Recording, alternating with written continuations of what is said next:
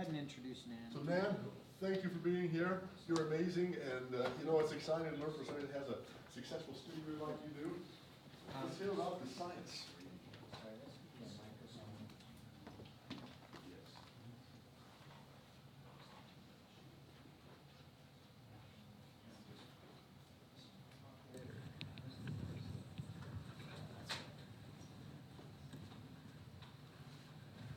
All right. Oh, there it works, I guess. So I'm excited to be here. I started using Piano Marvel not long after it came out and saw the value in the technology. The feedback was a big deal to me. I understood that students have an incorrect perception about their progress. Sometimes even the teacher has an incorrect perception about the student's progress. We really don't recognize how much they really have progressed a lot of times. So I knew that the feedback was really important. But when the summer they came out with the hymn boot camp, I really got excited. Super, super excited. And the reason why is because I understood the science behind that and why those boot camps are so effective. So that's what I want to talk about a little bit. Just really quickly, I have kind of an unusual background. I got a degree in piano many, many years ago, and then I became a mom and realized that my 3-year-old didn't really like sitting at the piano with me, and I couldn't figure out why, that was. And I was kind of an only child. I had 2 siblings, but we were spread out a lot, so I really didn't have a lot of experience with children, which is funny that I went into something education, but anyway. So I went to a training and learned some things about early childhood music and wanted my kids to have that. So I went home and opened that second thing up in my studio, started teaching those classes. And the thing that intrigued me the most about the program I used is that they taught music as if it were a language. So it's not even really teaching music, it's facilitating the learning process so that children can learn it in the way that they would acquire their own mother tongue. So let's get started. So we're going to talk about why it works. So imagine yourself being dropped in the middle of a foreign country. Oh, I got to remember to hit both computers here because my notes are on one of them. So here we are in a foreign country. You don't know the language, but you will be living there for an extended period of time, so you need to be able to communicate. What do? Look at this poor guy right here. He's looking pretty lost and confused. So it's just like, wow, how do I make sense? Yeah, intimidating. How do I make sense of all of that? That's a little bit how students feel when they start in a boot camp, especially if they're starting with that and they have not had any lessons before, which I've done. We'll talk about that. But just kind of imagine that what they feel like in that situation. So you've got to be able to communicate. Whoops, let's see. So what do you do first? Well, you can't help but listen, right? You're going to be hearing all of this stuff, even if you're not making sense of it, all this language. So most of it's just washing over you, but you need to communicate, so you continue to search orally for words or phrases that you recognize, right? So maybe you've heard a couple words before in that language, and so those are the things that you search for. You listen for the most important words that you need to learn, and then you speak them. So you hear somebody say something that pertains to a need that you have. Donde está el baño? This guy looks like he has a need, right now. So you can speak, now you can speak one phrase. You're so excited. Now I can say, Donde está el baño? And this is very exciting. So you look for every possible opportunity to speak your one phrase proudly, right? Soon you notice that someone uses the word donde with different words. You have no clue what the other words were, but you're still pretty darn excited about donde, right? So now because you don't know those other words, you feel motivated. You feel motivated to learn some more things. So now you start paying attention and noticing what word is spoken in reference to something that you want. Notice how much of this is motivation. That's self-motivation, because you have an interest in it. You learn the spoken label for things. Your friend passes out chocolate, you want some, and you notice that chocolat is being said over and over again. Ha! You can now ask for your favorite food, because it didn't take a rocket scientist to figure out that one, right? So that's exciting. So the next day, you are out and about, and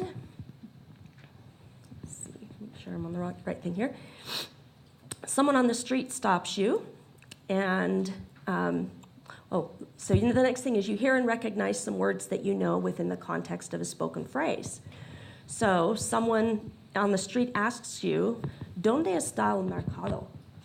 And you're, yay, they said donde. I recognize that word. Yay, that's so exciting. But you know that they're asking, and you know that they're asking where something is. So your excitement is dampened a bit, however, when you realize that they are frustrated with you because you don't understand what they are really asking to find. So now you feel motivated. Oh, that didn't work. There we go.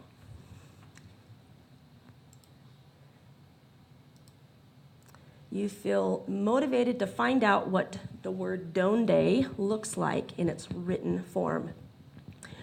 And now you see the word, you stare at it, you write it, you read it, you speak it, you use it within the context of your English words even. So you start walking around saying things like, "Donde está my glasses?" "Donde está my shoes?" And mixing the two together. That's kind of fun. And you think that you're pretty neat at that point. And that's great because that feeling motivates you some more. Then something exciting happens. You see donde written on a billboard. It's not the only word, but it's your word. You can read in Spanish. You have no idea what the other words say or what the other words mean, but heck, you know donde. But you know that you are pretty smart, and you know that you learned that word, so now, you've recognized it within the context of a sentence. So now you use oral and visual clues to understand the context better, and this leads you to figuring out more words. Now you're generalizing, you're making inferences, and you're decoding like this. So here's an example. See the little guy at the refrigerator? So your roommate pours a bowl of cereal. She opens the fridge and speaks, "Donde está la leche?" It doesn't take a rocket scientist to figure out what she is looking for. So you answer, no leche, no leche. And wow, you're really getting the hang of it now, right? And by the way, well, as you continue to have more experiences in this foreign country, hearing others' tones of voice, their energy, their urgency, you continue to understand and speak more and more and more. But one day you become frustrated with your roommate because she is doing all the talking when you go out and about, because she knows you can't really speak the language yet. And you get frustrated with this, and because you want to practice. So you're going to do something here in just a minute. But before I move on, did you figure out what this phrase says down here? Donde está tu lugar de vacaciones favorito? I don't really speak Spanish, as you can see. But guess what? I figured out what that meant without anybody. I didn't even have to ask Google Translate. So you know what it means, right? How do you know what that means? Yeah. So you used things that you know about words to figure out some of the information. You used the pictures, and then you figured something out there. So now you've gotten frustrated with your roommate, and you want to have opportunities to speak, and so you create them. You create opportunities to speak what you want to speak, where you want to speak it, and when you want to speak, and to whom. This is gratifying, and you know you are getting better because you are taking charge of the language yourself. So it's a big, big, big deal. Then one day, this happens. You accidentally say something that offends your neighbor. Your roommate informs you why the neighbor was so offended, and now you realize that it might be time for something else. I have to tell you a quick story. My son went on a mission for our church to the Czech Republic, and if you know, they speak Czech in the Czech Republic. It's a very difficult language. There are like 7 endings for every noun. That's not even the verb conjugations. So they put endings on everything. And he realized that, he was, and so he thought he was saying, okay, thank you, take care. Well, turns out what he was really telling them to do was go wash themselves. And so he wrote home, turns out I've been telling everybody for the 6 months that I've been here to go wash themselves. So that was when he decided, okay, yeah, maybe I need to do a little bit more studying with the books and learn some rules. So now he has a reason to learn the rules, just like Aaron pointed out. When it's time to teach it when they want to learn it. So there's some rules of language. So are you starting to get the idea where I'm going with this? Okay, I tried to decide whether or not to put these like the theoretical understanding, to put these different different terminology on top of the screen, but I thought, let's just move through this as quickly as we can. So we all acquired our mother tongue in this way. So I used an adult situation to explain what really happens as kids. A baby is born, they they absorb the sounds that are around them.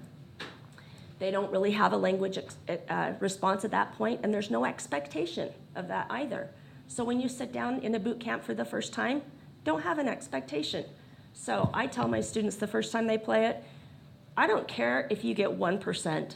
In fact, I don't even care if you get 0. And I've never had anybody get below 6%, but I have had someone get 6% before. And like Aaron mentioned too, we celebrated what they did right. Because, 5 minutes ago, they knew nothing about music. The next thing that happens with the child is they start imitating the sounds, but they don't have comprehension over that. And then they have a desire to communicate, and so they start associating an object or a person with its spoken label. Like knowing that this is a ball. They have a desire to have the ball, so they have to learn to ask for it. Partial synthesis is recognizing a familiar word when spoken in a sentence.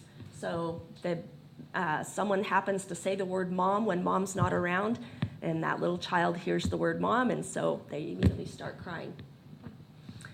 Symbolic association is actually seeing the word in isolation. When we talked about looking at Donde, and that's what that thing looks like. That's an exciting time for kids. Children are ready to do that as young as age 4. Some kids aren't even ready before that.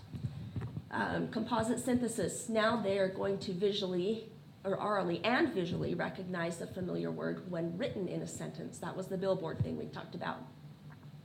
And then generalization is when they're decoding and making inferences and things like that to try to figure out other unfamiliar words or notes based on what they know about the things that are familiar to them.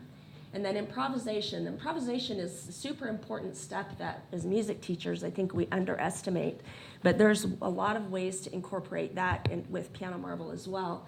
And that's when kids really take ownership of a language, is when they get to use it in ways that they want to use it themselves. Theoretical understanding is the rules. And I found it interesting, in Joel's first presentation, he had a similar thing up there, but the theory was first. We teach the theory first in traditional lessons, and they don't care about any of that then. So they have no reason to remember that or learn it at that point. So what is music literacy, really? True music literacy. It's the ability to see what is heard and hear what is seen.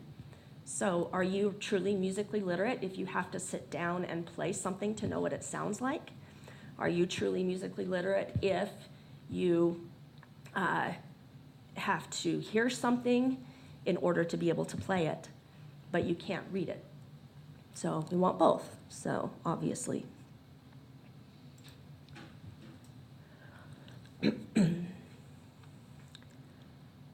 Okay, so sight reading boot camps is language immersion. And if you approach it that way, then the kids, it's not like something in school, it's not getting A's and all that sort of thing. It's just letting all of that wash over you like an oral bath and a visual bath, and not being concerned about getting it all right. So the student sees all of what he will eventually play. He sees the notation up there, and for instance, in the case of a hymn boot camp, they see the whole entire hymn. They see all the parts, the left hand and right hand together, but it's bold-faced just the part that they're going to play right now, but they're still seeing all of it. They may not be actively looking and concentrating at all of it, but they're still seeing it, and that's a really important part.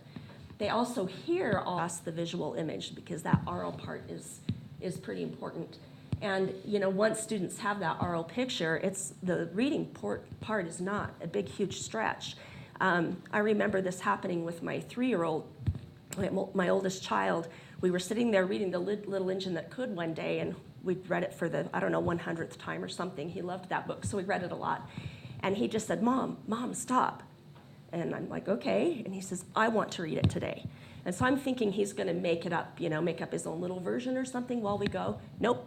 He said it word for word. He got even the descriptive words, adjectives in the right order that was in the book, because he had heard it so many times. And the other thing that was interesting about it is he was pointing to the words while he went. I was like, what? Are you like reading? It was a really cool experience. But he really was kind of reading. There's lots to reading beyond just knowing what the notes are. In fact, really, the older I get, the more I kind of feel like teaching the names of the notes is not really that relevant. It's really more important to understand that picture represents that key. Yeah. So the student learns to focus on familiar notes and patterns when we help him identify what is most important and common. And I'm going to tell you in just a second how I actually go about that in the boot camp. The student learns the cardinal rule of sight reading: when in doubt, leave out, which, oh my goodness, how many students have we had that we just can't get that through their head, that you don't have to stop and fix everything. A good reader does not try to play everything. A good reader knows what's most important to play, and that's what they pick out. But it's more important to keep going. And that's how you develop fluency. Students learn to keep going, no reheating, because he must. Piano Marvel doesn't stop and wait. Student is motivated by his own progress, and so we celebrate every little tiny improvement. And really, if you're wanting intrinsic motivation in your studio with your students, that is how you get it. They need to be progressing. So they've done all kinds of studies about why kids quit music lessons, and their perception of not progressing is the number one reason why. So sometimes they don't even understand that that's why they want to quit, but when you start quizzing them and talking about why they feel frustrated, the bottom line is they feel like they're not progressing. So, all right, so student is motivated when he is progressing. It's not fun to play something you can't play. We talk about that a lot. Yeah, I know, I don't really like to play things that I can't play either. So, gosh, let's take the quickest, shortest trail to get from can't play to can play so that it's fun. They're motivated when the music is relevant to them. So notice the thing that little Anna chose to play. She picked something that she wanted to learn. She's probably had some experience with that song that motivated her and made her want to learn that. He's motivated when he's allowed to use his ear and body to learn first. So that's what Anna did. She was motivated to learn because she found a way that she could use her ear and her body and get right to the heart of it. So it helps him, he's motivated when it helps him get something he wants. So we want them to want to play. We want them to want music. But sometimes we have to educate the parent. You know what? You might have to provide some extrinsic motivation for a while. Playing an instrument is hard, and kids need to be rewarded for that to help them along their way. He's motivated when he feels safe and realizes making mistakes is not only normal, but acceptable and necessary. Necessary. He feels safe when he has opportunity to create and make music informally with others. So, things like you play the hymn or the song or whatever it is, and let them, choose a little motif out of the hymn that they can repeat and make into an ostinato and accompany you playing the hymn, or whatever. There's so many things you can do to actively make music together. Even better, do it with another student. But they need to have that social interaction. And, again, that's something that we have to provide for them. So he's motivated when he has an opportunity to use it to serve and bring joy to others, and when he has a reason for learning it. So here's what we do. We help students find their reasons. We ask them, why do you want to play piano? Why do you want to play this piece? What will you enjoy playing? Who are you going to share it with? When and where are you going to share? And how are you going to make sure that you do it? So identifying that person, who are you going to play for? I had a little ukulele student the other day that one of the songs I'd sent home with him was Springtime in the Rockies. And yeah, we play Riptide and some of the popular stuff too, but I throw in some of those old classics too. And he came back and he said, my grandma knows this song. My great-grandma, actually. My great-grandma knows this song. And I said, well, how do you think she would feel if you could play this song and sing it for her? She would sing with me, which was even better for him to think that not only could he play and sing it for Grandma, but they could do it together. So that was pretty exciting. So we identified who. When and where are you going to share it? So I'm just asking the questions. They're calling the shots. But we identified when and where. At her house, next Tuesday, when. And then how are you going to make sure you do it? Because what happens when we start practicing? What happens in our mind when we start practicing and having to do something hard? What was that? Sometimes they want to give up. Yeah, why? Because what are they hearing in their head? Yeah, this is hard. I'd rather be outside playing. I don't understand it. Whatever. There's 1,000 or more different things that come into a student's mind that is opposition against what they're trying to do. So we have to talk about that too. How can we combat that opposition? What are you going to do when that happens? Did you know that's not true? What you're hearing is not true? Or ask them, do you think it's true? So let's see, what time we got. Okay, we're okay to go a minute longer, I think. So this is just a little tool. I'm just going to show you really quick kind of how I go about the hymn boot camp thing. Before I do that, does anybody have any questions about the rationale or the science behind it and why boot camps work? Do you see how that particular way it's like language immersion? If you approach it that way with the kids, a lot of our kids nowadays are in language immersion programs in school, so they can relate to that. They can relate to that experience of walking in that first grade classroom the first day and the teacher talking in Spanish the whole time and them not understanding anything. Do you remember how you felt in that situation? It felt overwhelming. Oh, it's normal to feel that way. But what happened after you were in there for a month or two? So they can relate to that situation, so that's a nice tool to use. So, all right, if there isn't any questions about that, I'll just touch on this quickly. So this is just something I learned in a college class. Probably a keyboard player, I imagine, said, we need to separate that staff. Put the right hand up here and the left hand down here. And those darn organists. And so anyway, we talk about treble G and bass F and how that it's called treble G because it marks the G line, and it's called bass F because it marks the F line. And gosh, this kind of looks like a G, and geez, that looks like an F. So that's easy to remember. And then we have, from there, the symmetrical Cs. Then we do ACE groups and GBDF groups next. And as you can see, the groups are symmetrical. The only notes that are symmetrical, though, are the Cs. But anyway, so just kind of a quick thing so I can, this is something that they'll fill out sometime in the first couple lessons. We just do it in the lesson. And then they kind of use that as a little help sheet to help them figure out notes. I don't think that it's necessarily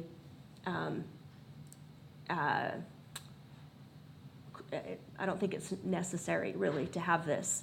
The first time I had an experience that was kind of a total non-traditional approach with piano marble. Is I had a little 10-year-old was kind of, bummed that he didn't get to, Ryan. Seth was the brother.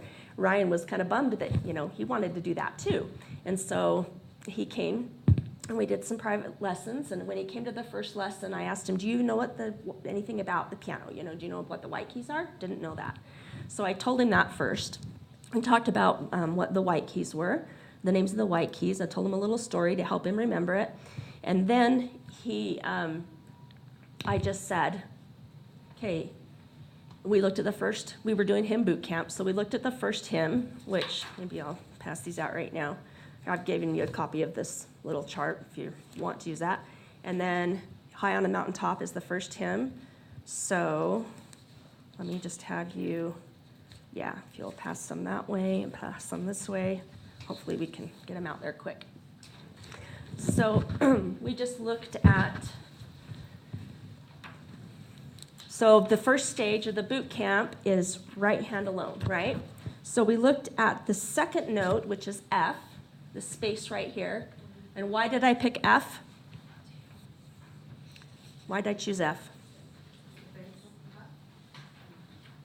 We're in treble clef doing right hand alone, stage 1 of the boot camp. Okay, it is the first space, but that's not why I chose F. Nope. Is there lots of F's? Yes. We're in the key of F. Okay? And one thing I do eventually teach them is if they look at here's a weird way about this. If they can figure out what the last lowest note is, and they can with this chart, they know what key they're in. They have to learn any rules about key signatures. All they had to do is figure out the last lowest note. Okay? Will that work 100% of the time in every song out there? Of course not. But it's going to work in every hymn. Okay? So now we know what F is, and I've only told him this F right here. If there were another F in this hymn, which there isn't in the right hand, I'm not going to worry about that. I'm just going to tell him that. And I said, okay, that little blue cursor blinks like this across the screen. Every time that hits that bottom space, I want you to play this key on the keyboard. And we actually did the same thing Aaron did. We had done the method, the first few songs in the method, so that he could get the idea of the timing and that down, because that's a bit of a learning curve for a lot of kids. But anyway, so then we proceeded playing the Fs, and I think he got something like 11% or something like that the first time. And so we looked at every single note that he got right. Wow, that is so cool, And then he did it again, and then I said, okay, so you see this note right here? This is the third space up. We skipped this space right here, and we skipped this line, that space and that line. So next space up, this is this key right here. Why did I choose that note second? Huh? Yes, because it's the dominant, so it's going to be the next most common note, usually. Okay? Is there exceptions to this? Of course, but I mean, it's pretty safe rule. And we're learning a lot about key. This is training their ear, too, to hear that do is the most important note in the key. It's the note we have to end on to sound finished. So has its role as well. Oh, sorry, I forgot to skip ahead here. Okay, so we find do and so in the music, and we color code them, because in my studio, that chart that I showed you, G is always, what are we doing? F is always red for fire truck, that's what my students said, and C is always brown for chocolate, of course, because that's the most important C word, right? And so we've color-coded the right-hand notes, and now he goes through, and we do this. I started this before prepare mode came out, so this was our prepare mode. So we would go through and we would play all of those Fs and Cs using his written copy to do that. So I'm getting really excited for when we can mark with color in the music, because then we can do all this without having to use paper. That'll be awesome. Okay, then the next part is, and we do that for stages 1 and 3. Sometimes we talk about the one chord in the left hand when we get to stage 3 and 4. I add fa at some point. Sometimes I don't, depending on what they're ready for. when you add fa, when we added do and so, that gives us the opportunity to talk about fifths because intervallic reading is really useful to kids in reading music. Fa, we can talk about fourth intervals, and mi, we can talk about skips and thirds. And then when they're doing stage 5 and 6, that is, I'm sorry, I'm assuming you all know what the stages are. Stage 1 and 2 is right hand alone. Stage 3 and 4 is left hand alone. And they play each of the 9 hymns in the mini boot camp. I'm just using hymns for example, but they play each one 3 times, so once at 3 different tempos. Okay, then at stage 5, they actually break down a hymn minced. So they're learning it hands alone and hands together in little tiny sections and repeating it over and over and that sort of thing. So that gives us a great, right after that stage, or even during that stage, we'll talk about patterns that repeat. So for instance, Come Ye Children of the Lord, that hymn they only have to learn 6 measures to learn the whole hymn. So we talk about that pretty quick so that they realize that patterns are useful to them and they will help shorten the process and make it easier. They also get to where they watch for patterns instead of reading individual notes. And then stage 10, we focus on sharing. You've got some favorites. In fact, even during stage 1, the very first week, I'll tell them to go ahead and choose a favorite that they can share with someone in their family. So just to wrap up. Hey, Nan, can I ask a question to the teachers? Yes. Why is it that some of the boot camps default to only level 10 or stage 10? You guys know? It's only it's a single melody. Exactly, like the Hal Leonard boot camps and that kind of thing, where it's just one melodic line. You don't need to have separate Right. that kind of thing. And sometimes it's more important just to have a fun reading experience, Right. like in the Hal Leonard material. Right. And so if you noticed, and we've had a lot of questions, well, why can't we get to level stage 1? That's why. And it defaults to 10 if we felt that, well, we really don't want or need some of the other stages there. And I personally like using the popular or the more popular level 1 boot camps to start with. For that very reason, it's more motivating. They can learn it faster. They are actually playing a song. Something like hymn boot camp or the upper levels would come a little bit later. I did the hymn, I didn't finish telling you about Ryan. So we started that hymn boot camp in that manner that I told you about. In 6 weeks, when he completed the boot camp, he could play 2 hymns well enough for people to sing along with. Like he could have played it and with a group and they would have been able to sing, and he was strong. He had a good solid sound. But here was the real kicker. This blew me out of the water because I remember that first lesson doing that with him and telling him, okay, hit this note. And I'm thinking, everything I've learned for the last 20 years of my life about teaching, I'm throwing out the window right now. And so at the end of 6 weeks, I quizzed him on his notes. I just took another song that he hadn't seen and I pointed to the notes and he played them. He knew all of his notes from G to F. I didn't do one flashcard. Are you talking about the bottom of the basement? I am talking about low G to, And this bottom kid's line 10. G. He's 10. In 6 weeks, he knew all his notes. Will every student do it that fast? No. But I was, Little 5-year-old brother motivating you. yeah. Yeah. So anyway, to wrap up, so you have to help students understand this approach, like we talked about. It's, give them the example of language immersion in school. Also help them understand 95% does not equal an A in this. We're not going for, you A students, you're just going to have to let go of some of that, 50% is not a failing grade. So here's how you get an A. You like to get an A? Here's how you do it. This is what I tell this to the students that like to get an A. The ones that are okay making a mistake and going on, like Anna did, woohoo! They already have a healthy approach, so I don't have to worry about those. But anyway, here's how you get an A. You reach your goals of completion. Here's what we're going to do the first week, or better, ask them, what do you want to accomplish the first week? So do that, and then improve. And guess what? If you do this, then this will automatically happen. You don't even have to worry about that one. So anyway, I have been amazed at the difference that the boot camps make in their sight reading ability. And I've been amazed at the motivation test. And honestly, I didn't figure anyone in my studio would get it because I just thought, there's hundreds of kids out there doing this, right? So little Haley Crookston, she came in the first day and she says, I'm going to win that iPad.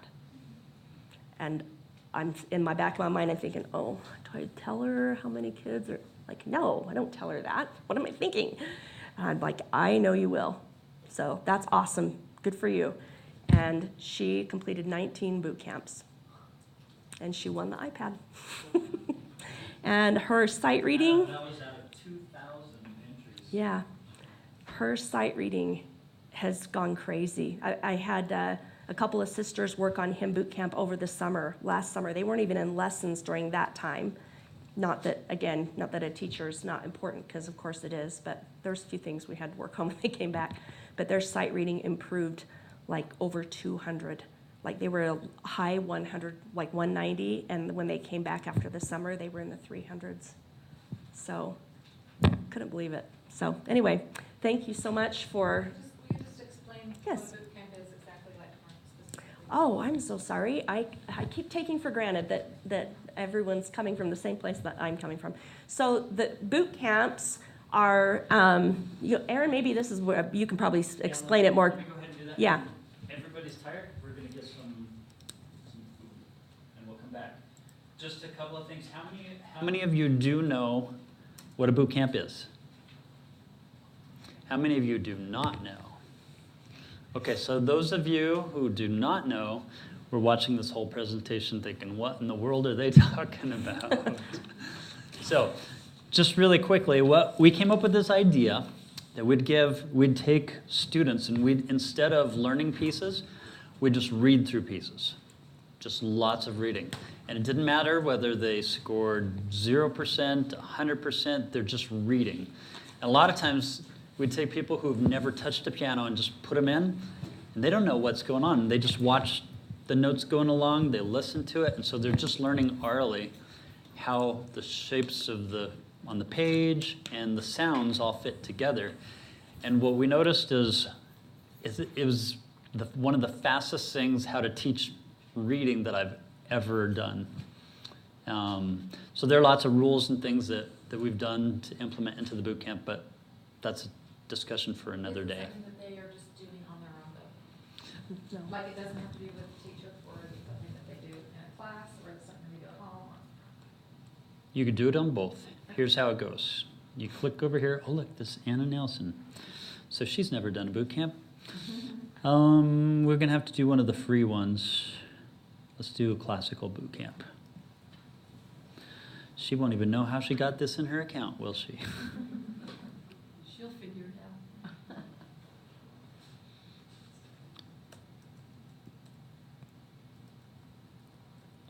Classical boot camp. Here we go.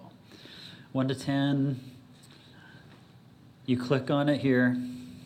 Level 2. There's the button right there. And that's all you need to know. Click start. It gives you 30 seconds to practice it. You can look through it, you can practice it, do whatever. By the time they hit 0, and then it'll go 1, 2, set, go. You'll begin to play, or you'll just watch it. It gives you a score. And then over here on the My Reports button, you'll click on it, and it'll show you all the scores that you've done and your progress through the boot camp. I'll just close it. And you can compare, because it repeats some of the stages again, so they can compare and see, oh gosh, when I went through that stage the first time, I got 11%. Now I'm getting 30%. That's right. So if it just says it's there's a little start button, you just click start and it'll take you right through the boot camp automatically. Yes? But some of the boot camps done in stages and some whole, That's correct. but like that, was that the whole, I noticed there was all the stages, but then all the music was together. That one is not split up. Oh. Yeah. So Some of them are, 10? some of them aren't. They're really confusing because we haven't decided on a rule. So we're still in the process of that. Shall we break for lunch? Just a couple of things real quick there. Okay. So Days has free tickets for a concert tonight, in case anybody's interested. It's the Days of 47 KUTV Pops concert. supposedly it's a big deal that they do every year. Got a big choir that's singing and some, it sounds like a lot of fun, very, Lots of a patriotic music. lot of patriotic, tell us what else, I don't know anything about this. Sturdy Paulson, the guy that